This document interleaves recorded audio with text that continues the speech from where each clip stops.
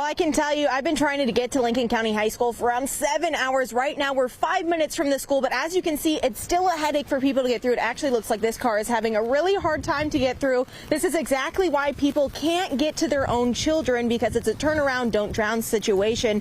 In Lincoln County High School, there's around 70 students, but some parents have been braving these high waters. But again, as you can see, an issue for some people. There's about 37 left at the high school. Well, Zach, I can tell you many residents here are waking up uneasy. I spoke with Chief Workman, and he tells me 2 people were killed in this shooting, and it happened right here behind me in front of this home you see here. This is along 2nd Avenue in Montgomery. That rain is still continuing to come down, and this is on Bowman Hill Road near Lavalette. Take a look at what we're seeing on a lot of these back roads. That water is just pouring down, completely covering these roads, and I've been speaking with drivers who've been trying to make their way through, and they say this is the issue. You can't see the road, but underneath it, big chunks, look at that one right there, of asphalt are just coming off the road. It's been an extensive and exhausting cleanup process here in Virgie, but when comparing last year to now 1 year later, there's been a lot of visible changes. Yes, Amanda, and it was an emotional conversation with Zaylen's mom, Ashley Trent. Right now, Zaylen would be 5 years old, outside enjoying summer, getting ready to be enrolled for school, but unfortunately today that is not the case, as tonight a memorial is being planned in his honor, and his mom says this is a wound time can't fix. The National Guard is on the west side of Charleston to help people who are still without gas. Good afternoon, and thank you for joining us. I'm Andie Bernhardt. This comes after Governor Jim Justice declared a state of emergency in Kanawha County last night. Well, Mark and Amanda, on those unofficial primary results, there were a couple of close races, but those misplaced ballots didn't change any of the outcomes here in Cabell County. Summer vacation is here, and it feels good. Here in Nitro, the pool had its big debut, and as you can see, dozens of people came out and are having a great time. To our other top story that happened hours before, Sam DeCoste joins us live from Orchard Manor neighborhood. Sam, this is a heartbreaking story. A mother killed and her 9-month-old baby injured. Been speaking with his sister, we spoke with his uncle, and the words they used to describe him was hardworking, loving, pleasant. He just really cared about this community and was willing to do whatever he could. And in the end, his sister said this town is what got to him, but she said he would do it all again for them. Many drivers tell me they're getting frustrated and that they feel unsafe as they make their way across this portion of Route 34, saying these road conditions here are getting out of control. I've been speaking with residents in this neighborhood, and they say they are shocked that this could happen in their small community. Many tell me they had to hide in their homes as those gunshots went off. Now, Kentucky State Police actually just came up to me seconds ago that they have an update, and they'll be holding a press conference right over there. So we'll get you that information in just a few moments, and we'll keep you updated on air and on our website. It's the moment many community members here in Greenup County have been praying for and waiting for. Flatwoods officer Tommy Robinson is officially back home, and it's been nothing but a warm welcome here. This sign you see right here is just one of the many that you'll see here in Flatwoods and around the county.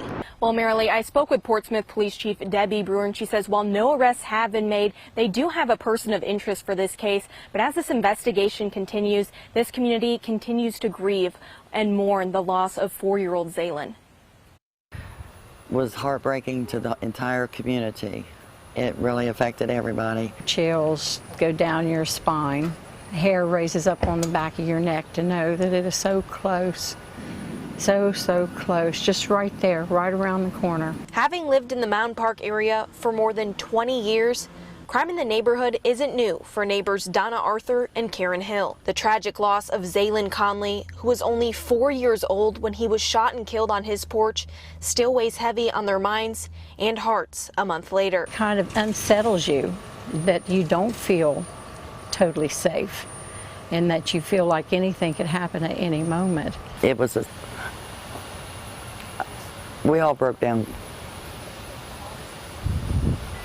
Hill, who helped found the Mound Park Neighborhood Watch Group, says safety is a major concern in this area, especially for parents. For children especially is what our concern is. Safety for the residents as far as people breaking into cars. As the investigation continues, neighbors say they won't be able to rest until someone is behind bars. Until that time, you always have that leery feeling that somebody could be lurking in the neighborhood, could be watching you. You just don't know. In today's Day in a Life, we're getting the full experience of what it's like to be a glass worker here at Blanco Glass. West Virginia used to have around 480 glass companies. Now, Blanco Glass is one of the last two in the state and one of the last in the nation who makes handmade glass. This family-owned and operated company has been a staple in Milton for more than 100 years, quickly becoming a household name. So I decided to get my hands dirty and join the team of 10 apprentices as they tackled their first day in the program. On today's agenda, making the most popular product, the 384 miniature water bottle. Every part of the process that we engage in here is a hand-making process, from the making of the molds, the making of our sun catcher molds, all the way up to the fabrication of our glass. By my estimation, about 25 different pairs of hands touch every single piece of glass that comes through our factory. Now it all starts with a good gather, which is this hot bulb of glass you see right there. The blower then taps it to make it flat and puts it in the custom mold where it cools and takes its final shape. Then it's off to the 2200 degree furnace, but first you have to file off that extra bubble on top. Then things get heated as flames melt away any leftover sharp edges. Next, the spout tool makes the iconic shape. As you can see, it is all about teamwork here, and now it's my time to shine with a simple but important step. I just get in there? Get in there, you get it under that lip, Like that? and then pull up, and then we will walk it over here to the annealing oven. After I work my magic, or simply walk it over, the glass stays in the oven for 4 hours to give the final product. And one ending leads to another beginning. You can't forget those finishing touches, and this pro has been at it for almost 45 years, which really showed when we were side by side. Get a good grip on it. Like this? Yeah. Okay. And then just set it on the wheel. Okay. I can't take it out of your hand. Okay. And then do I just move it around a little bit? Move it around a little bit. Don't go too far in the center. Then it's off to the shelves and into its new home. While the pro glass workers make it look easy, for me, baby steps. How do you think I did as a glass worker today? As a glass worker today, a little bit of hesitancy, and of course we want a little bit of confidence there, so I give you a 7 out of 10. Okay, I'll take it. All right. The fire was scary. The fire is incredibly terrifying. It's hotter than the surface of the sun, right? So getting into those hot spaces is really intimidating. For sure. I appreciate the honesty. Yeah, of course, of course. I mean, we aim to improve your skills here, and we look to welcome you back to see how you grow in the position that you took on today. And that's my day in a life as a glass worker. For 13 News, I'm Andie Bernhardt.